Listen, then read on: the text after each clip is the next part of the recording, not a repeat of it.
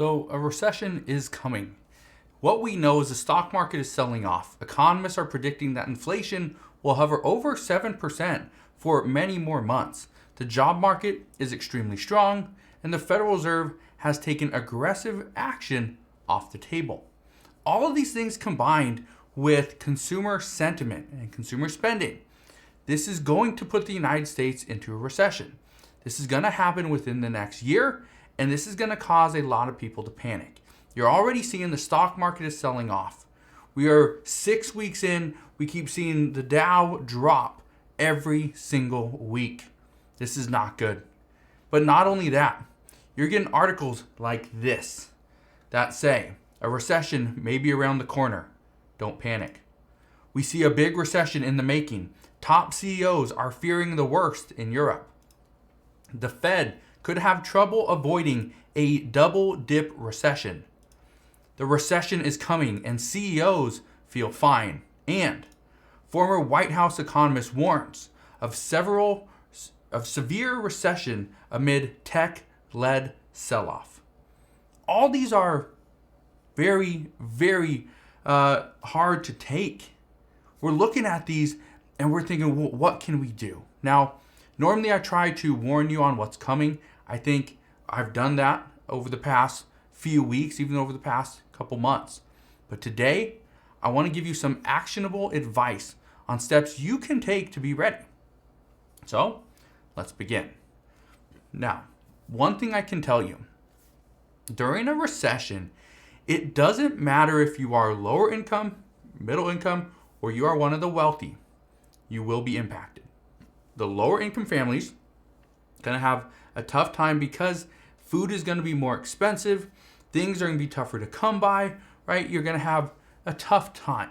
And if you lose your job, that's going to make it even more difficult. Middle income families, they're still going to feel a little bit of pain. And the wealthy, they will still feel the pain. However, it's more going to be of profit and upside to them because they have assets and they can use those. But here's what you need to do. To be ready for a recession, the first thing you need to do, according to experts, is they say to increase the amount in your emergency fund. Now, experts say it is good to have anywhere between 3 and 6 months of an emergency fund. That's more than enough. However, they've been saying this for the past 10 years.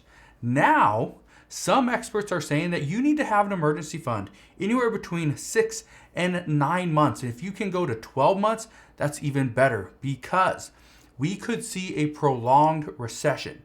And right now, just to give you an idea, the average recession is about 1.5 years. Okay? It's right about, I think, 17 to 18 months is the average recession. Here's the problem with this. If you only have 6 months of savings of an emergency fund, that creates a little bit of an issue. Here's the other thing. Right now, you need between 6 and 9 months because we are seeing our supply chain issues, right? And they're not just coming from the United States. It's coming from the war between Russia and Ukraine. It's also coming because of the lockdowns in China. These are things we cannot control. However, we are impacted. And I know it's going to be very difficult to save up, 6 to maybe 12 months of your income. Okay? And remember, keep this in mind. An emergency fund, 1 month of an emergency fund is 1 month of your expenses, not your income. If your total expenses are $2,500, okay, and you want 6 months, then you need to make sure that you have 6 months of $2,500.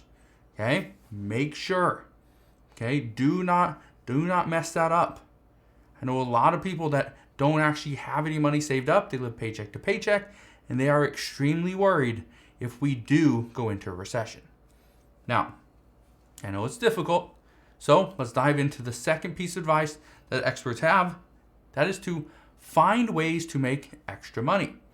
Now, let me give you a little bit of a background of what I did in the last recession. Now, even though we technically were in a recession in 2018, I'm going to go about what I was doing in 2008. Because here's what was happening. In 2007, 2008, I was a machinist. Okay? I worked in a manufacturing plant. I did that for part of the year, and then I went on and became a financial representative. In addition to these two things, I probably had anywhere between 6 and 10 websites at the time, and I was making money through affiliate marketing. I also had a full-time income on eBay, and I would fix and flip cars on the side. And I believe in 2008, I fixed and flipped probably 3, maybe 4 cars. Did some more in 2009 and 2010 as well. But this was great. I had multiple sources of income. That was key to getting through this. And I know that working for a living was only going to get harder during tough times. And without my extra income sources, I honestly would not be where I am today. So, experts say that you need to come up with different ways that you can make extra money, at least a little bit. Even if it's $200 a month, that's $200 extra that you didn't have before, okay? And you can put the money towards an emergency fund.